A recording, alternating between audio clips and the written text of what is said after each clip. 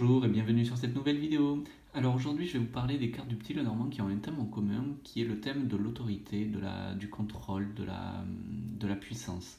Euh, Ces cartes, quand elles sortent dans un tirage, on va avoir tendance à penser que, enfin quand en tout cas plusieurs de ces cartes sortent dans un tirage, que la situation n'est pas vraiment sous notre contrôle, qu'il y a quelque chose ou quelqu'un d'autre qui va fortement impacter ce futur, cet avenir ou la situation.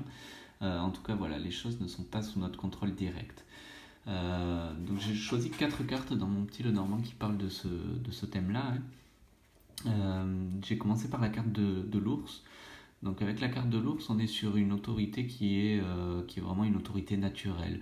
C'est l'ours, on est vraiment sur une personne qui en impose, qui est assez imposant, mais pas forcément ou pas nécessairement, en tout cas physiquement. Ça va être, il va en imposer par son caractère, sa façon d'être, sa façon d'agir. C'est vraiment quelqu'un avec beaucoup de charisme, beaucoup de prestance, qui va avoir une autorité vraiment naturelle. Euh, on n'est pas sur quelque chose de négatif, ça va pas être un contrôle vraiment négatif. On est plus sur quelque chose qui est protecteur, qui est maternel. On donne des ordres, mais pour le bien de la personne. Donc voilà, on est sur quelqu'un qui a une autorité naturelle mais assez positive. Pour la carte suivante, j'ai choisi la carte de la tour. Là, on est sur une autorité, oui, une autorité beaucoup moins naturelle. Ça va être une autorité qui est beaucoup plus de l'ordre de la hiérarchie, de l'ordre du juridique. Ça peut représenter une autorité dans le sens professionnel ou administratif. Donc voilà, c'est une autorité, où la personne en tout cas qui peut être représentée par la tour va avoir une puissance, mais c'est pas une puissance personnelle, c'est une puissance que la société lui a donnée. C'est dû à sa place, à son rang. Donc voilà, c'est une autorité généralement qu'on retrouve dans le domaine professionnel ou dans les domaines administratifs. Donc voilà. Pour la carte suivante, j'ai choisi la carte du fouet. Donc là, on est sur une autorité, une puissance qui est beaucoup plus forte, beaucoup plus brutale, c'est pas une personne qui va diriger ou donner des ordres calmement. On est vraiment sur quelqu'un qui va être vraiment assez violent, qui va ordonner vraiment brutalement, quitte à punir si les ordres ne sont pas suivis. Donc voilà, on est vraiment sur quelque chose, sur une puissance, sur un rapport de dominé-dominant, mais vraiment très important, vraiment très brutal.